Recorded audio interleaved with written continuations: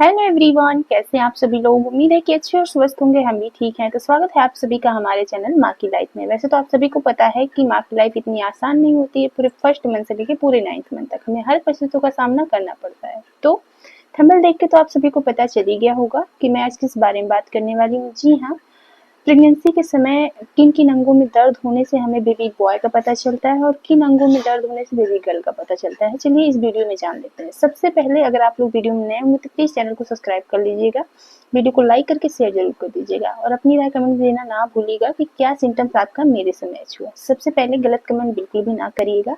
सभी की प्रेगनेंसी अलग होती है, सभी की बॉडी अलग होती है, सभी के सिम्टम भी अलग होते हैं। ठीक है, जरूरी नहीं है कि जो चीजें मेरे में हुई वो आप में भी हो। जी नहीं, बट क्या मैच हो रहा है आप लोग कमेंट करके जरूर बताइएगा। ठीक है, वीडियो स्टार्ट करने से पहले एक बात आप लोगों से कहना चाहेंगे, क्योंकि देखते हैं आज का भी दौर है, जैसे इतना न्यू जनरेशन हमारा चल रहा है। कुछ लोग आज भी हैं कि जो लोग पहले ज़माने से रिलेटेड रखते हैं, जिनकी सोच अभी भी पहले जैसी है। अगर मैं अपने साथ खुद देखी हूँ, हालाँकि कहते हैं ना कि पार्टनर का अगर साथ हो आपके लाइफ पार्टनर का तो सारी चीज़ें आसान हो जाती हैं। घर वाले सभी के चाहे जो कहें, चाहे जैसे रहें, बस हमारा जो लाइफ पार्टनर होता है ना वो सही रहना चाहिए बस।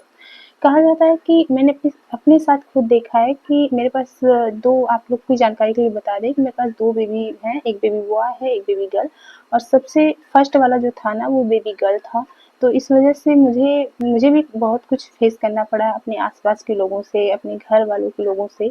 और मैंने अपनी प्रेगनेंसी जो सेकंड वाली है वो बहुत लेट लिया, क्योंकि होते ना कि जो हम लोग के जनरेशन के लोग हैं वो थोड़ा गैपिंग बना के रखते हैं, जैसे कि 7 साल हो गया, 5 साल हो गया, किसी किसी के ऊपर है, किसी किसी माइंड के ऊपर है। तो हमारा बेबी 7 साल बाद मैंने कंसीव किया दूसरा वाला। तो फर्स्ट मेरी बेबी गर्ल थी। तो मेरे घर वाले भी मुझे वही, जो लोग कहते हैं ना कि आज भी मुझे वही देखने को मिला कि बेबी गर्ल है, सेकंड वाला बेबी बॉय की चाह रखने लगते हैं परिवार वाले।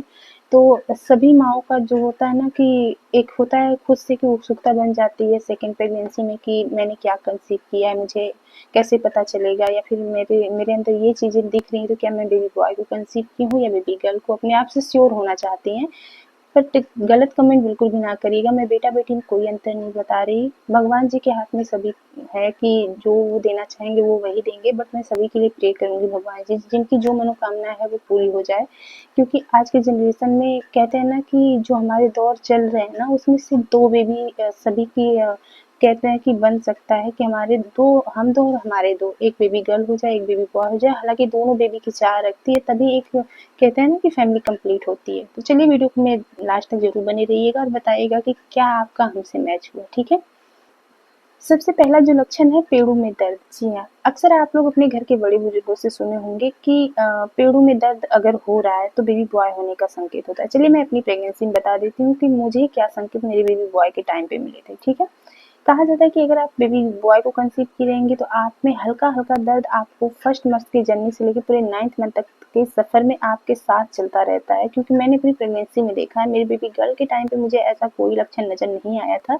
लेकिन जैसे मेरी प्रेगनेंसी कह रहे हैं कि बेबी बॉय की कंसीव हुई ना, तो उसमें 2 मतलब 3 महीने तक तो सब कुछ ठीक-ठाक चलता है। जैसे हमारी बेबी का ग्रोथ होने लगता है, जैसे हमारा 5वां मंथ कंप्लीट होने लगता है, तो जैसे हमें उठने-बैठने में जैसे हल्का, हमेशा हल्का दर्द आपकी नाभि के निचले हिस्से यानी पेड़ वाले भाग में बना रहेगा।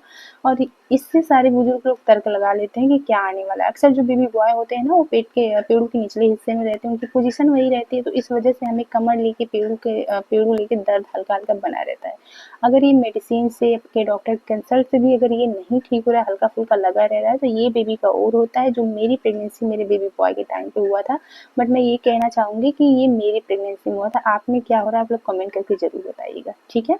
नेक्स्ट है ब्रेस्ट में दर्द। जी हाँ, मैंने अपनी सेकंड प्रेगनेंसी में ये भी देखा है कि अगर आप लोग, मैं खुद से बता रही हूँ सारी महिलाओं को जो लोग प्रेग्नेंट लेडी हैं, अगर वो तर्क लगाना चाहें तो एक ये भी लक्षण होता है कि आपके ब्रेस्ट में चेंजिंग भी होगा, बदलाव, जैसे कहते हैं कि वो ब्लैक ब्लैक हो जाएगा निप्पल का कलर। और ब्रेस्ट का कलर भी कहते हैं कि डार्क भी हो जाता है, किसी किसी का ब्राउन हो जाएगा, किसी किसी का मतलब कि ब्लैकनेस बहुत ज़्यादा हो जाता है। और इसमें भी एक है कि अगर आपका ब्रेस्ट बहुत मतलब दर्द हो रहा है, जैसे जैसे छूने में भी दर्द हो रहा है, ऐसे पहले के मुकाबले अगर आपका ब्रेस्ट में दर्द हो रहा है, हैवी हो गया है, तो कहा जाता है कि ये बेबी बॉय के टाइम पे ही होता है। ये लक्षण मेरे बेबी बॉय के टाइम पे मुझ में आए थे, जो मेरे बेबी गर्ल के टाइम पे नहीं हुए। तो आप लोग जरूर कमेंट करके बताइएगा कि क्या आपकी प्रेगनेंसी में ऐसा हो रहा है आपके टाइम पे।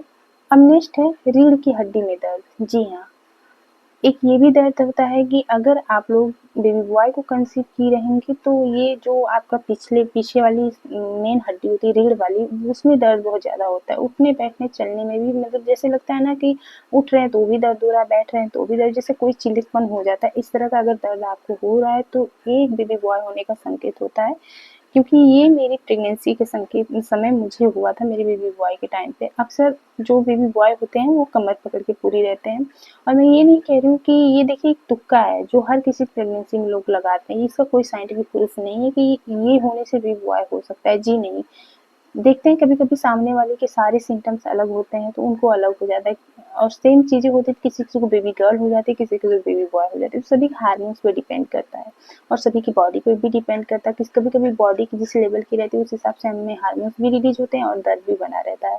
और कभी-कभी रीढ़ की हड्डी में दर्द होने का ये भी मतलब होता है कि बढ़ता वेट एक तो हमारा होता है और दूसरा हमारी बेबी का बहुत तेज़ी से होता है, तब हमें ये दर्द होते हैं।